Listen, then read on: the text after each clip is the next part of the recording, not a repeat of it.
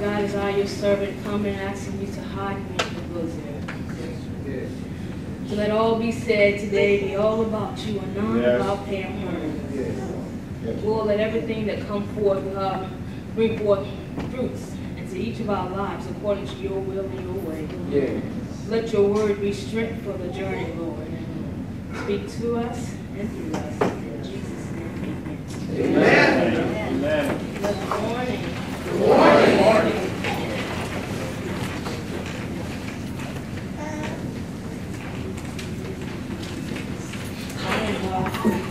For our guest that is here, I am a Bible teacher. I don't prove. I am speaking God's word. So the following the scripture, I'm doing what God gave me to his word. I'm a little nervous today. God was a woe to the man who called himself to be a teacher. He's held at a higher standard. So even though I prepared my message earlier this week, I did not want to ever lead God's people in the wrong direction. We've heard this text before, and in this text we often hear talking about Ruth and Mahlon, Orpah, Chilion, Naomi, Elimelech, the hardship that they experienced. But today I want to take that same text and I want us to journey to find Naomi.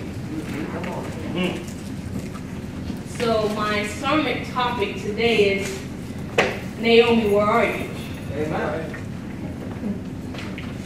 And we're going to walk through these little three scriptures, but each piece that we go through is going to testify about where Naomi is. In the text, we see her in the natural. But because of the transformation that is taking place, we are going to see where she's at spiritually.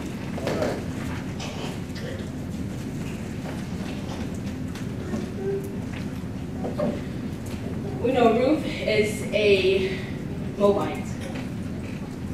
She used to worship idols. We know that Naomi is sold out for God. And in this text, as we go through, we're going to see how the lifestyle that Naomi lived before Ruth and Orpah is going to ignite Ruth to want to enter into purpose.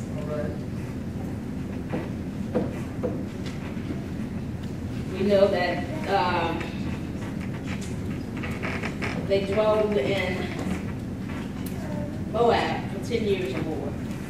And even in the midst of being there for 10 years or more, Naomi never shifted her position.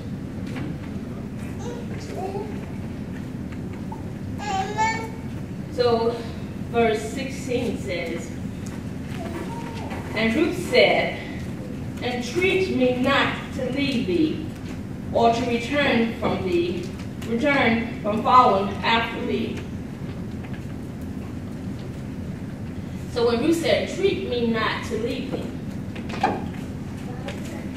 So because we know the lifestyle of Naomi, if Ruth wants to walk with Naomi, she's going to have to do as Amos 3 says. Can two walk together without agreeing on the direction? Come on now. So because Naomi is not going to renege on her God, Ruth's going to have to go into the mechanic shop and get an alignment. Amen. And when she gets to this mechanic shop, the name of the shop is Christian Experience. See, in order for Ruth to fulfill the declaration that she made about following Naomi, she's going to have to go in to the mechanic shop and get a tune-up. Yeah. She's going to have to change the oil that's been oiling the nuts and bolts of her life. Come on. Make it plain. Make it plain. She's going to have to go in there and disconnect some wires to some idols and get to connect it to some infinite gods. That's right. All right. So when she said, intrigued me not to leave you. She said, I'm willing to go through transformation. She said, but this transformation gonna cost me something. It's gonna cost me have to get off this assembly line of want to produce just many products and enter into a place of quality ministry. She said, I'm willing to go through some house maintenance. She said, I'm willing to go in and allow you to look up under my engine, Lord. Because in order for me to find Ruth, in order for me, Ruth to find Naomi, she's going to have to enter into purpose. Go ahead. And that purpose is divine. So when she entered into divine purpose, she just got off artificial sugar to that infinite stuff. She said, wherever you go, I will go. Yeah. She said, I recognize when even when you was back there in Moab, you didn't just put your shoes up under anybody's bed. She said, you didn't just ride with anybody. You did not connect your life with just any one particular person. Come on now. She said, you are purpose driven. Come on. So in order for me to go where you go, I must be purpose driven. Yes. And that purpose must be the unadulterated word of God. That's right. So the first thing that will testify about words Naomi is when Ruth entered into the mechanic shop and got in alignment. Go ahead. Go ahead. She said, Apostle Paul testifies to us in the previous books. He said, I desire to come under the wings of your God. So she said, I've seen how even in the midst of the storm, Come on. how God allowed you to lift your wings and cover me. That's right. That's right. Even in my disobedience. She said, I'm not just saying I go where you go because I want something from you to get it and then leave it. Come on. She said, I'm saying I'll go where you go because I want to be sold out for Jesus. Right. So you can connect yourself with just any and everybody. Come on. We got to get beyond looking at this exterior the stuff that we have. Because we can dress this thing up. What Ruth is telling us as we journey to find Naomi is that you got to check what's up under the hood.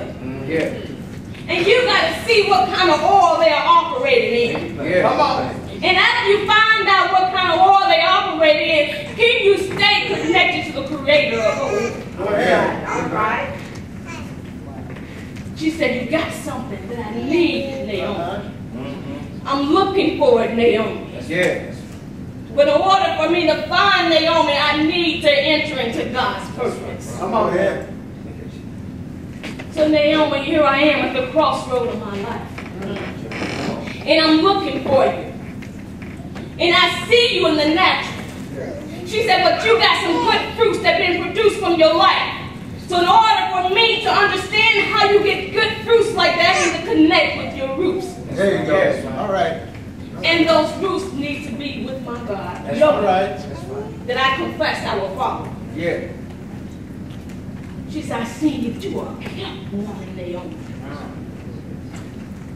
So if God can keep you in the midst of all your hurts, in the midst of your woe is me moment, in the midst of being all this idol worship, in the midst of Bethlehem, and you leaving go to, if God can keep you, then why can he keep me?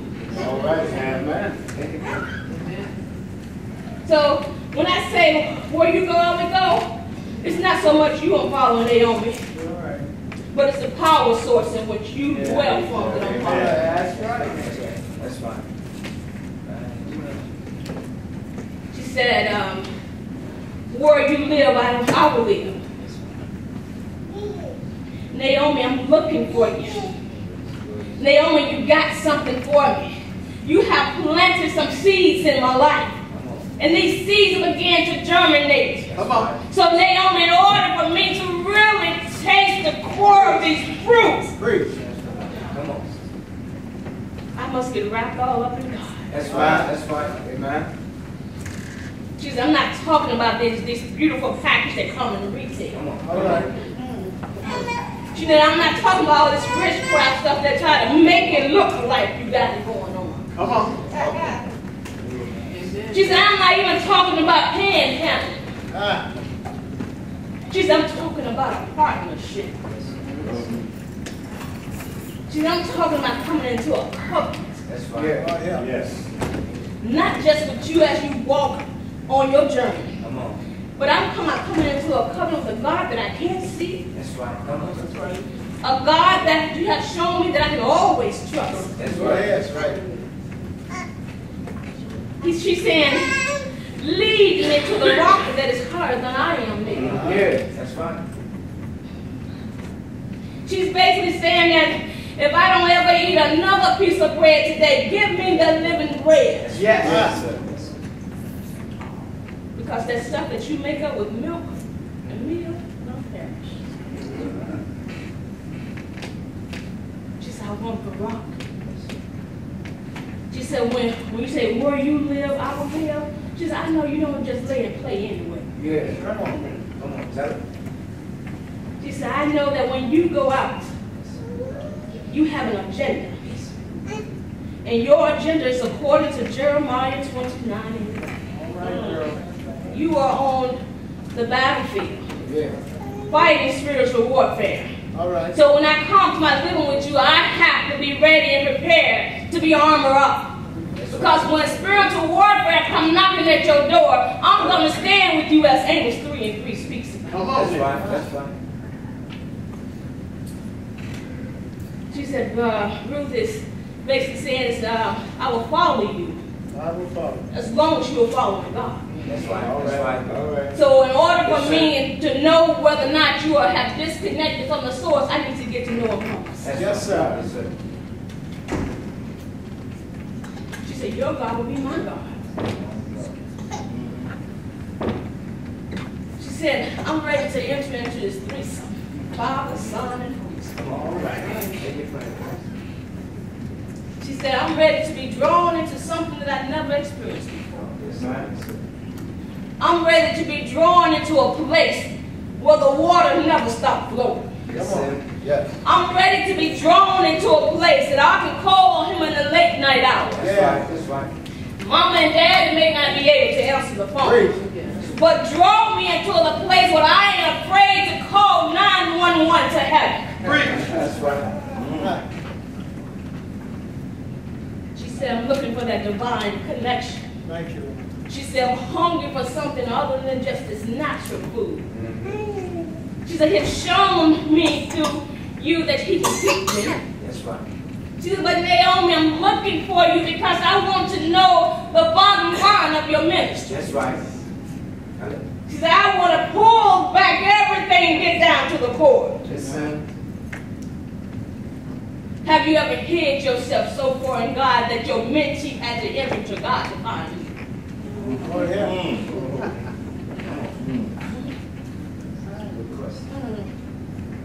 Or are you leading people to a place where they come to a brick wall and have to turn back? But when you get so you can mentor somebody, and whether you there or not, That's right. That's right. they can remember that word that you put in their life. That word of God. Yeah. That would never ever return void. That's right. You said, as I begin to look for you, Naomi, I'm going through a life-altering experience. She said, and back then, Moab, Naomi, my mama taught me that if I go and play 3 Hail Marys and I bring some oil and bring all these fine things to God, that I'll get my needs met. But when you have a life-altering experience and you chasing after God, you don't have to do anything because He already gave it to you. That's right. You just got to live right. That's right. In and out of season. Yes, sir. That's right. You got to speak the word when the storms are raging. You got to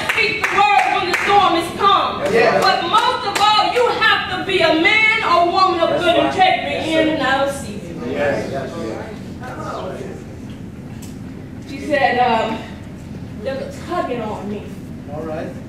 She said, I tried to go back when he told me to go. She said, I tried to go back home. She said, but I'm here at this place that going back is just not enough for me. Tell it. She said, I have been covered by the blood of Jesus, and I want to go from being just covered by him to entering into him. That's all right. Thank you. She said, I heard about your God drawing people. I've heard about how your God sealed people with his promises. I've heard about your God being a prayer warrior with me in the late night hours. Yeah. She said, so now I want to go beyond just hearing about your God.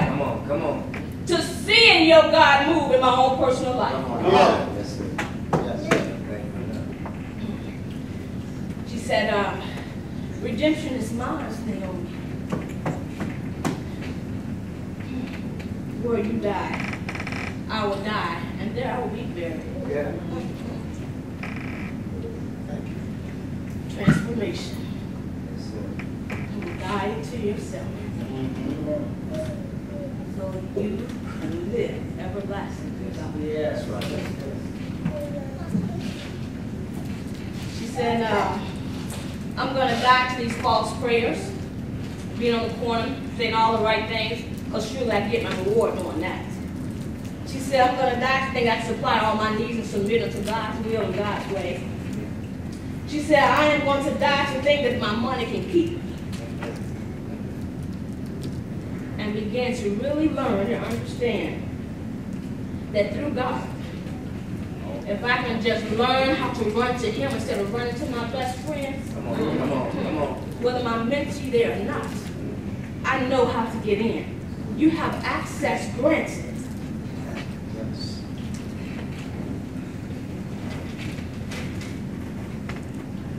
See, Ruth is speaking about her natural body.